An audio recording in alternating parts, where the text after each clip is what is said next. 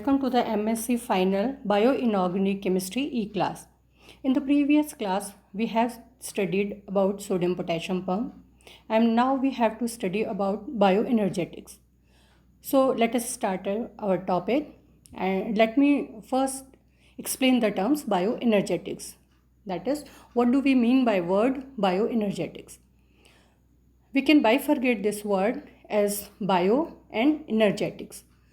Bio word हम use करते हैं लिविंग ऑर्गेनिजम्स के लिए और लिविंग सिस्टम्स के लिए, जबकि एनर्जेटिक्स में हम स्टडी करते हैं एनर्जी से रिलेटेड ट्रांसफॉर्मेशंस के बारे में. अब now the question arises, energy किसको कहते हैं? Energy is ability to do work. ये हमने अपनी लोअर क्लासेस में पढ़ा हुआ है. हमने फिज़िक्स में भी पढ़ा हुआ है कि वर्क को हम डिफ़ाइन कैसे करते हैं. अगर हम किसी चीज़ को पुल करते हैं, पुश करते हैं, उसको लिफ्ट करते हैं, ड्रैग करते हैं, तो हम वर्क करते हैं. लेकिन जब हम बायोलॉजिकल सिस्टम्स के बारे में पढ़ेंगे तो यहाँ वर्क करने का मतलब होता है mechanical work, chemical work and transport. जो biological systems mainly mechanical work करते हैं उसमें होता है जैसे मूवमेंट है, मसल्स एक्टिविटी है, हम कुछ लिख रहे हैं, अपना हाथ हिला रहे हैं, कुछ भी कर रहे हैं, वो सारी चीज़ें किस में आती है? मैकेनिकल वर्क में. केमिकल वर्क का मतलब होता है formation and breakage of the bonds. Biochemistry में हमने लोअर क्लासेस में ये पढ़ा हुआ है. जब रेस्पिरेशन होता है, डाइजेशन होता है, तो बहुत सारे केमिकल रिएक्शंस होती हैं जिनमें या तो बॉन्ड बनते हैं या फिर बॉन्ड टूटते हैं. ये सारी चीज़ें कंसीडर होती है केमिकल वर्क में. इसी तरीके से थर्ड टाइप ऑफ वर्क हो सकता है ट्रांसपोर्ट. ट्रांसपोर्ट में एक्टिव ट्रांसपोर्ट वर्ड हमने अपने पिछले क्लास में पढ़ा था जब हमने सोडियम पोटेशियम पंप पढ़ा था. So what do we mean by active transport? Actually we have two words, one is transport and second is active transport. Transport का सिंपली मतलब होता है किसी भी चीज़ को हम एक जगह से दूसरी जगह पे लेके जाएं. एंड एक्टिव ट्रांसपोर्ट का मतलब होता है व्हेन दिस प्रोसेस नीड्स और requires energy, then the transport is known as active transport. जैसे कि हमने सोडियम पोटेशियम पंप में ये वर्ड पढ़ा था. सोडियम पोटेशियम पंप क्योंकि हमने पढ़ा था it works against the concentration gradients. मतलब ये हुआ कि जो कंसंट्रेशन ग्रेडियंट होता है, अकॉर्डिंग टू कंसंट्रेशन ग्रेडियंट क्या होना चाहिए? Ions should move from lower to higher to lower concentration. लेकिन यहाँ क्या होता है कि आयंस मूव करते हैं from lower to higher concentration, that is they are against the concentration gradient. और हमको पता है जब भी हम ग्रेडियंट्स के अगेंस्ट काम करते हैं तो हमें क्या करना पड़ता है? हमें एनर्जी सप्लाई करनी पड़ती है. जैसे कि आप जानते हैं पानी का नेचुरल फ्लो है कि वो ऊपर से नीचे गिरता है. अगर पानी ऊपर से नीचे गिर रहा है तो हमें उसको एनर्जी सप्लाई करने की ज़रूरत नहीं है. लेकिन अगर हम पानी को नीचे से ऊपर सप्लाई करते हैं तो हमें एनर्जी देनी पड़ेगी, और उस सिस्टम को हम क्या बोलते हैं? पंप बोलते हैं. और यहाँ पे क्या होता है? Ions against concentration gradient work करते हैं, इसलिए हम इसको क्या बोलते हैं? Sodium potassium pump. तो बेसिकली बायोलॉजिकल सिस्टम्स तीन तरीके के वर्क करते हैं. अब वर्क करने के लिए इनको क्या चाहिए कि एनर्जी की ज़रूरत पड़ेगी. आगे हम इस तरीके से पढ़ेंगे कि एनर्जी और वर्क में किस तरीके की यहाँ पर रिलेशनशिप है. लेकिन इन सब चीज़ों को पढ़ने से पहले हमें कुछ इम्पॉर्टेंट टर्म्स को जान लेना ज़रूरी है. ये जो प्रोसेस होगा सारा, ये अकॉर्डिंग टू थर्मोडायनेमिक्स रूल्स होता है. थर्मोडायनेमिक्स के जो 4 रूल्स हैं वो हमने अपने लोअर क्लासेस में पढ़ा हुआ है. Zeroth law of thermodynamics, it is related to temperature. यहाँ हमारा इससे ज़्यादा कंसर्न नहीं है. लेकिन जो फर्स्ट लॉ ऑफ थर्मोडायनेमिक्स है, that is the conservation of energy, वो हमारे लिए यहाँ पर बहुत इंपॉर्टेंट है. वो हमने पढ़ा हुआ है. Energy can neither be created nor destroyed, it can only be transform from one form to another form. Second law जो हमने पढ़ा है, एंट्रोपी के बारे में पढ़ा है कि अगर कोई प्रोसेस स्पॉन्टेनियस हो रहा है तो इसकी एंट्रोपी इंक्रीज होनी चाहिए. इसी तरीके से जो थर्ड लॉ पढ़ा है, that is for the perfect crystal. The perfect crystals have entropy, maximum entropy at absolute zero temperature. इसका भी यहाँ हमारे ज़्यादा कंसर्न नहीं है. अब जो बायो एनर्जेटिक्स में 2 इम्पॉर्टेंट प्रोसेस होंगे, एक फोटोसिंथेसिस जो कि ग्रीन प्लांट्स करते हैं, एल्गी करते हैं और कुछ माइक्रो ऑर्गेनिजम्स करते हैं, और दूसरा होता है सेलुलर रेस्पिरेशन, जो प्लांट्स और एनिमल्स दोनों करते हैं। तो ये दोनों प्रोसेस हमें यहाँ पर पढ़ने होंगे। Then we come to our topics. अब हम इनको वन बाय वन पढ़ते हैं। The first one is photosynthesis. Photosynthesis actually it is act as a storing energy process. हमको पता है कि हमारे इस प्लैनेट पे जो भी एनर्जी हमें मिल रही है वो एनर्जी हमें सन से मिल रही है, और सन हमें जो एनर्जी देता है that is equal to 1 million Hiroshima bomb. मतलब हिरोशिमा पे जो बम गिराए थे उससे 1 मिलियन बॉम्ब की एनर्जी सन हर दिन हमें सप्लाई करता है। उसमें से सिर्फ 1% एनर्जी को फोटोसिंथेसिस के थ्रू प्लांट्स यूटिलाइज करते हैं। सन से हमें जो एनर्जी मिलती है उसको हम क्या कहते हैं? लाइट एनर्जी, उसको हम रेडियल एनर्जी भी कहते हैं, और it is in form of kinetic energy. अब क्या होता है, जो फोटोसिंथेसिस प्रोसेस है, इस फोटोसिंथेसिस प्रोसेस में इस लाइट एनर्जी और इस काइनेटिक एनर्जी को स्टोर किया जाता है। स्टोर करके इसको हम किस में लेकर आते हैं? इन the form of chemical potential energy and in the form of glucose. इसका क्या मतलब हुआ? Kinetic energy converted into potential energy. अब जब फोटोसिंथेसिस के अंदर हमने पोटेंशियल एनर्जी को स्टोर कर लिया, ये पोटेंशियल एनर्जी प्लांट्स के थ्रू किसके पास आती है? एनिमल्स के पास और लिविंग ऑर्गेनिजम्स के पास। लिविंग ऑर्गेनिजम्स इस पोटेंशियल एनर्जी को कंज्यूम करते हैं, और उसके लिए हमारे पास प्रोसेस होता है सेलुलर रेस्पिरेशन। इसको हम बोलते हैं एनर्जी रिलीजिंग प्रोसेस, क्योंकि सेलुलर रेस्पिरेशन से एटीपी भी बनते हैं, एडिनोसिन ट्राइफॉस्फेट, जिनको आप जानते हो हम क्या कहते हैं? Energy currency. यहाँ हमें कुछ चीज़ें और जान लेनी चाहिए, जैसे the life on earth is solar powered. इस अर्थ पर हमें जो भी एनर्जी मिलती है वो सन से मिलती है, सोलर पावर से मिलती है। Living organism are not able to create energy. Living organisms energy create नहीं कर सकते। Living organism cannot use the light energy directly, it should be converted into chemical energy. अब एनर्जी का जो फ्लो होता है, इस एनर्जी के फ्लो में जो लिविंग ऑर्गेनिजम्स हैं वो लाइट एनर्जी को डायरेक्टली यूज़ नहीं कर सकते। मतलब जो सनलाइट हमें मिल रही है उस सनलाइट को हम डायरेक्ट यूटिलाइज नहीं कर सकते। हमें क्या चाहिए? हमें चाहिए chemical energy. When chemical bonds are formed, energy is stored. When bonds are broken, energy is released. So the flow and transformation of energy takes place. Now, by definition, bioenergetics is the part of biochemistry concerned with the energy involved in making and breaking of chemical bonds in the molecules formed in biological organism. Bioenergetics में हम mainly क्या पढ़ेंगे? Breaking and formation of bond in biological organisms.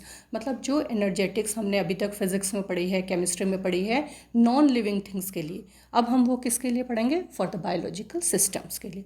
इसको हम इस तरीके भी कह सकते हैं, study of energy relationships and energy transformation and transduction in the living organisms. मतलब लिविंग ऑर्गेनिजम्स के अंदर एनर्जी किस तरीके से फ़्लो करती है, एक फॉर्म से दूसरे फॉर्म में कैसे चेंज होती। क्योंकि हमने अभी ये पढ़ा है कि एनर्जी को हम क्रिएट नहीं कर सकते, हम उसको सिर्फ एक फॉर्म से दूसरे फॉर्म में चेंज कर सकते हैं। हम उस एनर्जी को स्टोर करते हैं और फिर उस एनर्जी से हम वर्क करते हैं। The principle of thermodynamics is that the transformation of matter is accompanied by the energy conversion. Whenever matter is broken down, its chemical energy is released as heat. ये हमने पढ़ा हुआ है कि जब भी बॉन्ड्स ब्रेक होंगी जो एनर्जी निकलेगी that will be in the form of heat. Non biological systems can utilize this heat energy directly and convert it into mechanical, electrical or other forms of energy because these systems are anisothermal, that is they do not maintain the constant temperature. अब यहाँ पर हमें ये चीज़ समझ लेनी चाहिए कि क्या डिफरेंस है नॉन बायोलॉजिकल सिस्टम्स में और बायोलॉजिकल सिस्टम्स में। देखिए अभी तक जो कुछ हमने केमिस्ट्री में पढ़ा है, हमने पढ़ा है कि जब बॉन्ड्स टूटेंगी तो एनर्जी रिलीज़ होगी। जब एनर्जी रिलीज़ होगी तो सराउंडिंग्स उस एनर्जी को ले लेगा और सराउंडिंग का टेम्परेचर बढ़ जाएगा। उस टेम्परेचर के बढ़ने से सराउंडिंग्स पे कोई ज़्यादा फ़र्क नहीं पड़ेगा। क्यों नहीं पड़ेगा? क्योंकि सिस्टम आपका एन आइसोथर्मल है। अगर टेम्परेचर बढ़ भी जाए तो हमें कोई ज़्यादा प्रॉब्लम नहीं आएगी। प्रॉब्लम किसके साथ आएगी? बायोलॉजिकल सिस्टम्स के साथ। क्योंकि बायोलॉजिकल सिस्टम्स में जैसे ह्यूमन बींग्स है, हमारा आइसोथर्मल स्ट्रक्चर है, मतलब हमारा टेम्परेचर मेंटेन रहेगा। इट मीन्स अगर हमारी बॉडी में कोई भी बायोकेमिकल रिएक्शन होती है, अगर हीट रिलीज़ होती है तो बॉडी का टेम्परेचर बढ़ जाना चाहिए। लेकिन अगर बॉडी का टेम्परेचर बढ़ जाता है तो हमारी बॉडी का फंक्शनिंग उससे अफेक्ट होगा, हमारा सिस्टम काम नहीं कर पाएगा, हमारा सिस्टम एक निश्चित टेम्परेचर पर ही काम करेगा। इसी तरीके से जो बाकी बायोलॉजिकल सिस्टम्स हैं, उन जो माइक्रो ऑर्गेनिजम्स हैं जिनमें टेम्परेचर की रेंज होती है, अपने लोअर क्लासेस में पढ़ा है कि सारे जीव जंतु कुछ निश्चित टेम्परेचर रेंज होती है, उसी पे काम करते हैं। अगर टेम्परेचर कम या ज़्यादा होगा तो उनके फंक्शन पर उसका इफ़ेक्ट पड़ेगा।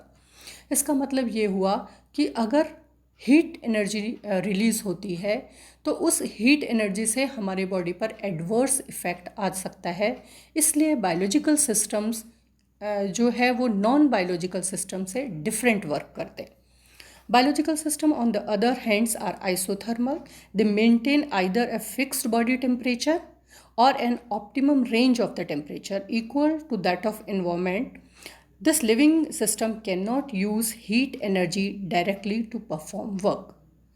ओके सो सबसे इम्पॉर्टेंट चीज़ जो हमें यहाँ पे समझनी है वो क्या है कि हम जिस तरीके से प्लांट्स वर्क करते हैं, सनलाइट को डायरेक्टली यूज़ करते हैं, हीट एनर्जी को डायरेक्टली यूज़ कर सकते हैं, हम उस तरीके से हीट एनर्जी को डायरेक्टली यूज़ नहीं कर सकते। Therefore they require an energy exchange and intermediate compound capable of receiving